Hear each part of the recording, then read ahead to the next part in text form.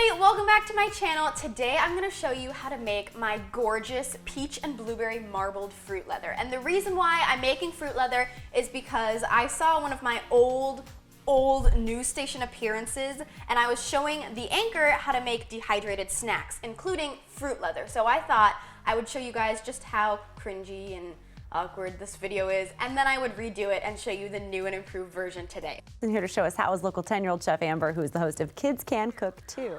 Oh, that was back when my YouTube channel was called Kids Can Cook Too. But so you'd put them in just until they're... I'm so boring.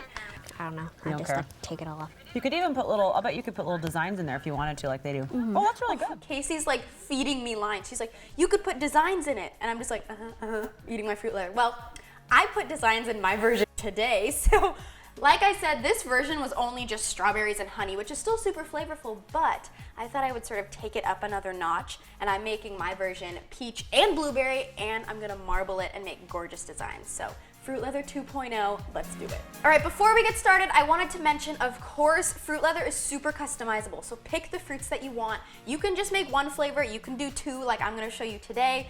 Peaches, nectarines, blueberries, blackberries, strawberries, raspberries, whatever fruits you like will be gorgeous in this recipe. All right, so the first step is to prep your fruit. So I've washed my blueberries and my peaches. Now I just have to chop them up. What's great about this recipe is you don't have to be a pro. You don't have to know how to make super evenly diced up peaches because we're gonna be pureeing this. So they can be super rough, rustic as I like to call it, and it won't matter.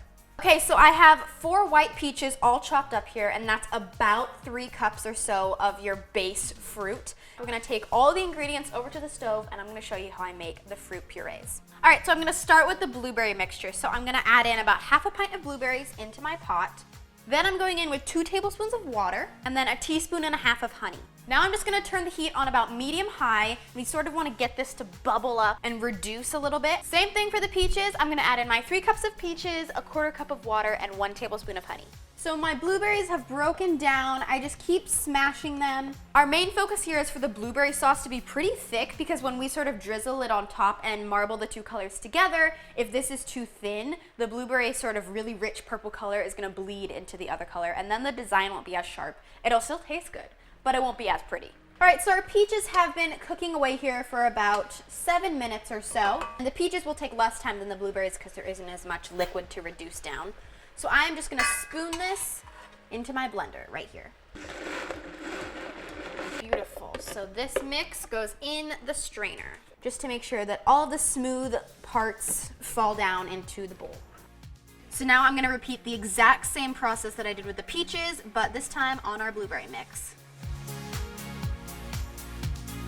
All right, this is where the magic happens. So I've got this weird looking contraption thing here, and this is a dehydrator. So I'm gonna start with my base. I've got one of these little, like, hold on, these thingies in my dehydrator because otherwise it would literally just like fall through the cracks. So make sure you have this. Otherwise you'll have a mess on your hands. Now I'm gonna start with my base.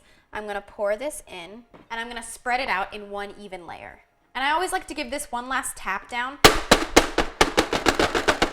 so everything is sort of smooth. Next is the blueberries. So this mixture is super thick, and we're gonna sort of pour it in circles around it, and this is okay. This part can be super rustic and messy. So that looks a little wonky, right, and weird. Well, now we're gonna marble it. So taking my toothpick, I'm gonna go in like this and make cute little designs and break up those big clumps that we just put in there. This is actually a chopstick, not a toothpick. I misspoke.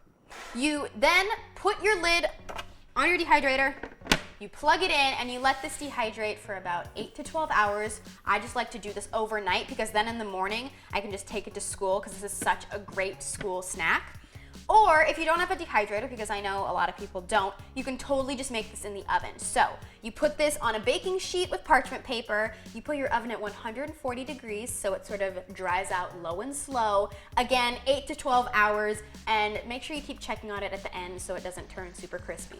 Because if you don't, this is what's gonna happen. This fruit leather, don't mind the little bites that were taken out of it. My family didn't know that, we were gonna be filming with this, and they just got really excited because it's too delicious not to eat.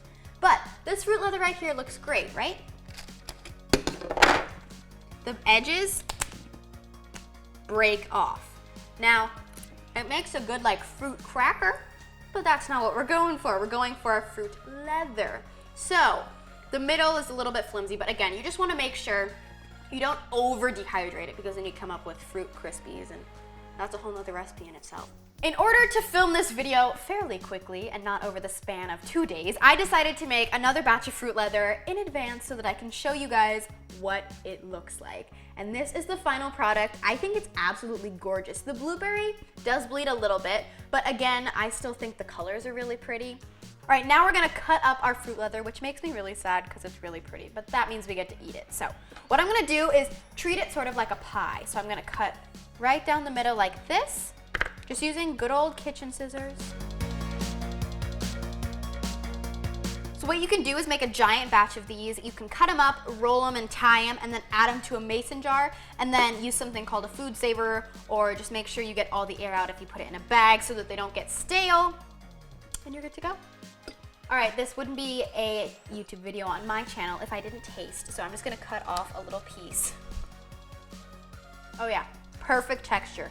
But what's great is not only are these fruit leathers gorgeous and they taste phenomenal, but when you make them at home, you know what's going in them. So you don't get artificial colors or sweeteners. You know, this isn't neon green, right? Like this is a natural, wholesome fruit color, but it's still absolutely gorgeous. It's sweet, it tastes better. It doesn't taste chemically.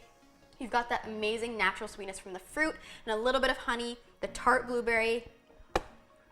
You guys, it's so good. And peach and blueberry is honestly one of my favorite combinations, so I definitely recommend this one.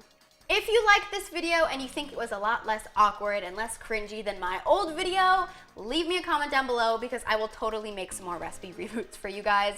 Plus, it's really fun to sort of take my old recipe and make it, you know, even better and sort of bring you guys a 2.0 version. Thank you guys so much for watching this video, and as always, I'll see you in my next one. Bye, everybody.